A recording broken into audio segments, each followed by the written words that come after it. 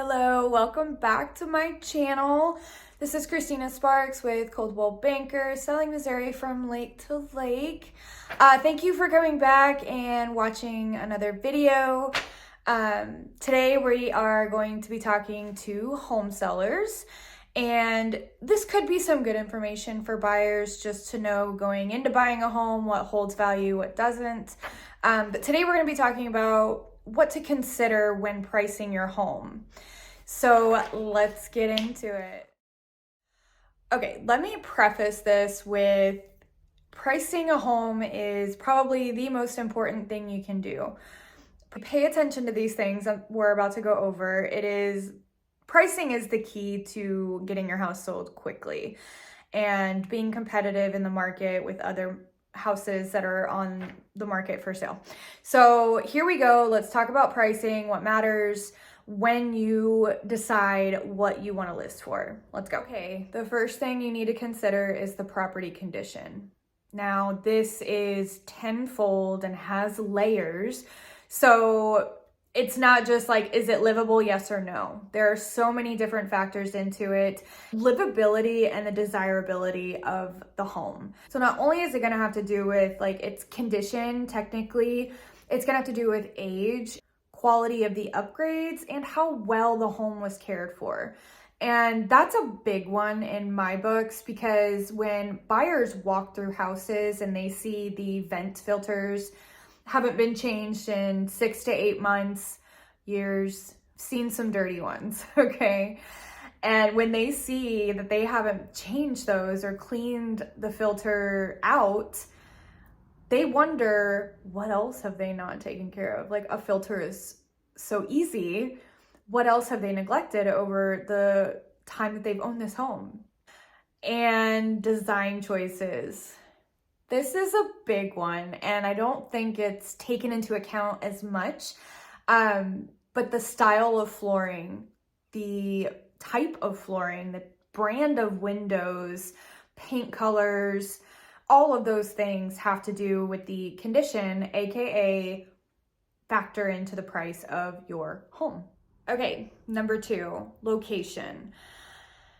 I don't want to get too far deep into fair housing. However, location is a big deal. How close is it to schools? What are the employment opportunities there? What restaurants it's close to? Trails, parks, those sorts of things, recreational centers. And whether the neighborhood sits on a city road, a county road, a street road, how busy that road does take into account on pricing of the home. Number 3. I like this one because it's so important and people just pay attention, okay? Number 3, market conditions. You could have the perfect house in the perfect location, and if market conditions are not supporting a price, it's not gonna happen.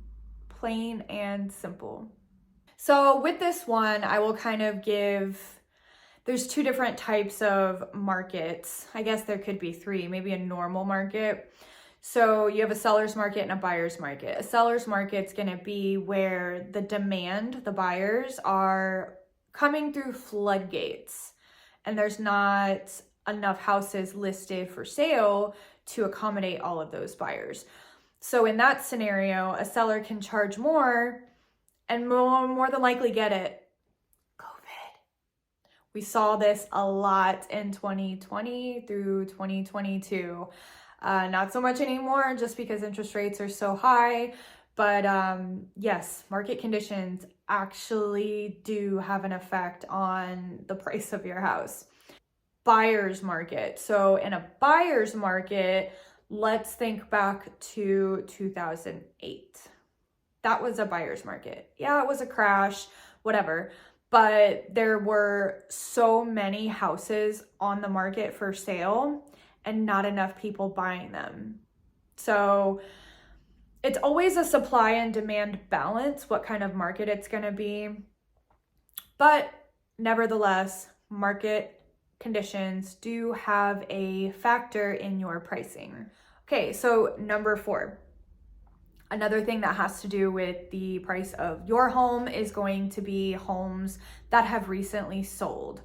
Now, the general rule of thumb when it comes to looking at comps, I like to start soon and go out in dates. So when I am comping a property, I will go 3 months out. If there's nothing there, I'll go 6 months out. If there's not enough there, I'll go 12 months out. And at that point, if I can't find enough at 12 months out, sometimes I'll just expand my search area versus going back too far.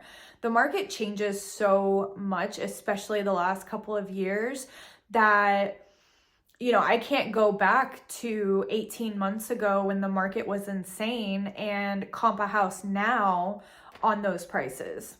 It's just not realistic. We are not in the same housing market. So obviously your agent will have access to comparables to the market data and hopefully be able to lay all of that out for you and be able to show you what the average days on market are for your area, for your neighborhood, for your street, depending how specific you need or want to go. And there are tons. I mean, you can get on Zillow and see what homes sell for. Off-market sales, that's public information, data is available. I will say it will depend on your state. Missouri is a non-disclosure state. So even if it's listed on the MLS, if a homeowner does not want the price disclosed, they don't have to. Sale price does not have to be disclosed. I also want to add a little nugget to the homes recently sold. So I've had a lot of clients, say that this X house down the street sold for X amount. I should be able to get this. When you're looking at comparables, the houses need to be similar, very, very similar. And that means in all aspects, all the aspects we just went over. What kind of market is it? Was it the same market when that one sold? The finishes, are they lower end finishes or are they higher end finishes? How old is the roof? That's debatable, honestly, between realtors and appraisers. But the house has to be of similar comparable standards. If you're looking at a house that's 1,000 more square feet than yours and they're getting $180 a square foot, that doesn't mean that you can get $180 a square foot. So there's so many things that you have to look at. You cannot just look at square footage, age, number of rooms, number of garage spaces. It's not that simple. An appraiser is not going to look at it that simple. So us realtors, we have to educate you guys and put forth our best knowledge based on what the current market is in your area. There are lots of variables when it comes to pricing a home, and it can be tricky to get it just right. Sometimes you're going to have to let the market tell you what your house is worth. Market value is considered whatever a buyer is willing to pay for a product. So with all of that being said, I hope this makes you understand a little bit more what goes into home valuation or market value, the different terms for list price, essentially. I hope you learned something. If you have any questions, my contact info is completely open. Drop a comment if you think there are other factors to consider when pricing a home. Thank you so much for watching. I'll catch you guys on the next one. Bye.